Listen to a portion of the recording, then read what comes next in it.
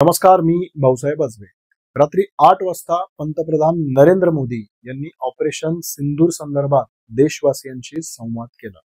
त्याआधी केवळ अर्धा तास आधी अमेरिकेचे राष्ट्राध्यक्ष डोनाल्ड ट्रम्प यांनी एक प्रेस कॉन्फरन्स घेतली. त्या प्रेस कॉन्फरन्समध्ये त्यांनी अत्यंत धक्कादायक असा दावा केलेला आहे.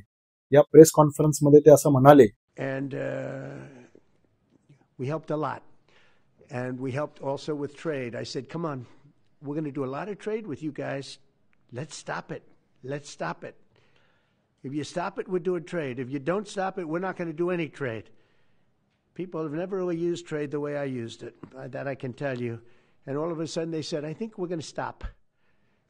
And they have. And they did it for a lot of reasons. But trade is a big one. We're going to do a lot of trade. तर डोनाल्ड ट्रम्प असं म्हणतायत की भारत आणि पाकिस्तान या दोन्ही देशांना मी असं म्हणालो की तुम्ही हे जर युद्ध थांबवलं नाही तर मी म्हणजे अमेरिका तुमच्या बरोबर व्यापार करणार नाही. म्हणजेच डोनाल्ड ट्रम्प यांनी व्यापार बंदीची ही धमकी दिल्यामुळेच भारताला शस्त्रसंधी करावी लागली का, हा प्रश्न यातून निर्माण झाला. भारत पाकिस्तान शस्त्रसंधीची घोषणा देखील ही पंतप्रधान नरेंद्र मोदी यांनी केलेली नव्हती, तर ती डोनाल्ड ट्रम्प यांनी केलेली होती. आणि त्यावेळीच भारतातल्या 140 कोटी लोकांना हा प्रश्न पडला होता की ही शस्त्रसंधी आपण स्वीकारलेली आहे का ही अमेरिकेनं लादलेली आहे.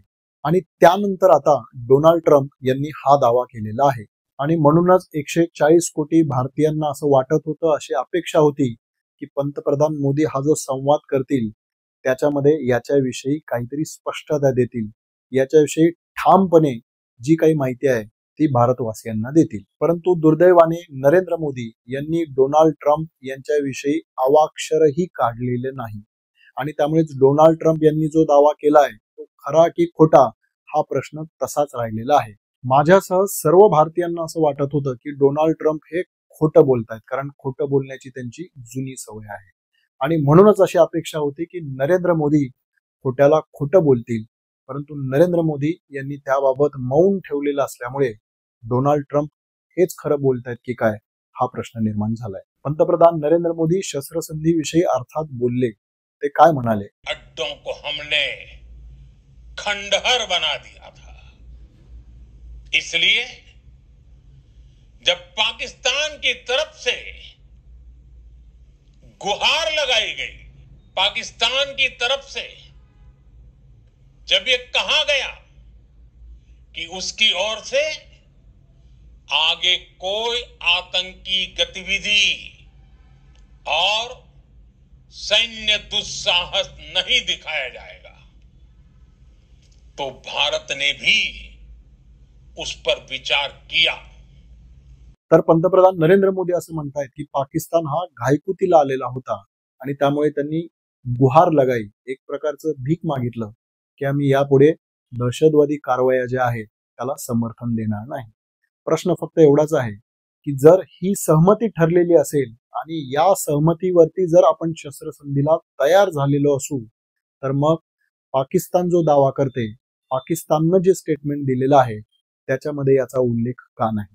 बरं, पाकिस्तानच्या स्टेटमेंटमध्ये तो उल्लेख येणार नाही हे एक वेळ आपण मान्य करू, पण ज्यांनी मध्यस्थी केली, जे असं दावा करतायत की मी दोघांना शस्त्रसंधी करण्यास भाग पाडलं, त्या डोनाल्ड ट्रम्प त्यांच्या प्रेस कॉन्फरन्समध्ये किंवा त्यांच्या ट्विटमध्ये कुठेही दहशतवादाचा उल्लेख नाही किंवा पाकिस्ताननं दहशतवादाला पाठिंबा देऊ नये ही एक अट त्यामध्ये होती असा उल्लेखही त्यांनी कुठेही केलेला नाही. मग 140 कोटी भारतवासियांना हा प्रश्न पडलाय की भारताच्या लष्करानं जे अत्यंत शूरवीर आहे, 1965ला, 1971ला, 1999ला याच लष्करानं पाकिस्तानला त्यांची जागा दाखवून दिलेली होती. या लष्करानं पाकिस्तानला आता घायकुतीला आणलेलं होतं. पाकिस्तान शरणागत होईल अशा अवस्थेला आणलेलं होतं. आणि मग अशा अवस्थेत आणल्यानंतर जर आपण शस्त्रसंधीला तयारच झालेलो होतो, तर मग त्याचं एक फॉर्मल स्टेटमेंट आपण का काढलं नाही, त्याच्यामध्ये पाकिस्तान दहशतवादाला पाठिंबा देणार नाही हा उल्लेख का केला नाही, किंवा जैश ए मोहम्मदचा जो मसूद अझहर आहे, ज्याला 1999 मध्ये अटल बिहारी वाजपेयी यांनी सोडून दिले, त्याला पुन्हा भारताच्या ताब्यामध्ये द्यावं अशी मागणी आपण का केली नाही, किंवा हफीज सईद जो आहे लष्कर ए तैयबाचा आणि जो मोठ्या प्रमाणामध्ये पीओके मध्ये ट्रेनिंग कॅम्प चालवतो, त्याचं हस्तांतरण भारताला करावं, त्याला भारताच्या ताब्यात द्यावं, अशी मागणी आपण त्या फॉर्मल स्टेटमेंटमध्ये का आणली नाही? या प्रश्नाचं उत्तर नरेंद्र मोदी यांनी द्यायला हवं होतं, पण त्या प्रश्नाचं उत्तर त्यांनी दिलं नाही. दुसरा तसाच एक मुद्दा आहे, तो म्हणजे काश्मीरचा. डोनाल्ड ट्रम्प यांनी आपल्या ट्विटमध्ये असं म्हटलं होतं की काश्मीर प्रश्नाबाबत दोन्ही देशांमध्ये मध्यस्थी करायला मी तयार आहे.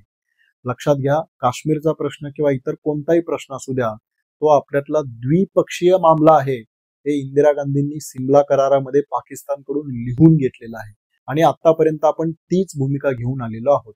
आणि त्याच्यामुळे जर डोनाल्ड ट्रम्प असं म्हणत असतील की आता मी मध्यस्थी करतो, तर आज 8 वाजता पंतप्रधान देशवासियांशी जे बोलले त्याच्यामध्ये स्पष्टपणे त्यांनी हे सांगायला हवं होतं की काश्मीरचा प्रश्न हा द्विपक्षीय प्रश्न आहे, हा केवळ भारत आणि पाकिस्तान मधला प्रश्न आहे. इतर कोणालाही त्याच्यामध्ये नाक खुपसण्याचा किंवा मध्यस्थी करण्याचा अधिकार नाही. पंतप्रधान मोदींनी हे ठणकावून का सांगितलं नाही, हा प्रश्न आज देशाला पडला आहे. खरं तर भारतीय लष्करानं शौर्य दाखवून पाकिस्तानला घायकुतीला आणलेलं होतं. ही तीच वेळ होती पाकिस्तानला आपल्याला पाकिस्तान विसरणार नाही असा धडा शिकवता आला असता. पण मग अचानक अनपेक्षितपणे ही शस्त्रसंधी आपण का स्वीकारली, आणि ती जर स्वीकारायचीच होती तर आपल्या टर्म्सवर का स्वीकारली नाही, हा प्रश्न भारताला पडलेला आहे. आणि म्हणूनच डोनाल्ड ट्रम्प यांनी ज्या क्षणाला शस्त्रसंधी घोषित केली त्या क्षणापासून भारत इंदिरा गांधींची आठवण काढतोय. कारण 1971चं जे भारत पाकिस्तान युद्ध झालं त्याच्यामध्ये अमेरिकेचे तत्कालीन अध्यक्ष रिचर्ड निक्सन यांनी इंदिरा गांधींना धमकी दिलेली होती आणि 7वं त्यांचं जे आर्मर आहे 7th फ्लीट ती बंगालच्या उपसागराच्या दिशेने पाठवली देखील होती. परंतु इंदिरा गांधी ह्या डगमगल्या नाहीत. इंदिरा गांधी यांनी आपला जो बाणा आहे तो सोडला नाही. इंदिरा गांधी शरण गेल्या नाही. त्यांनी पाकिस्तानचे 2 तुकडे केलेच. आणि म्हणूनच भारतवासियांना आज असं वाटतंय की इंदिरा गांधी जर आज अशा असत्या तर ही संधी त्यांनी सोडली नसती. त्यांनी पाकिस्तानला पाकिस्तान कधीही विसरणार नाही असा धडा शिकवला असता. डोनाल्ड ट्रम्प यांच्या दादागिरीला त्यांनी मोडून काढले असते आणि पाकिस्तानला धडा शिकवल्याशिवाय त्या शांत बसल्या नसत्या.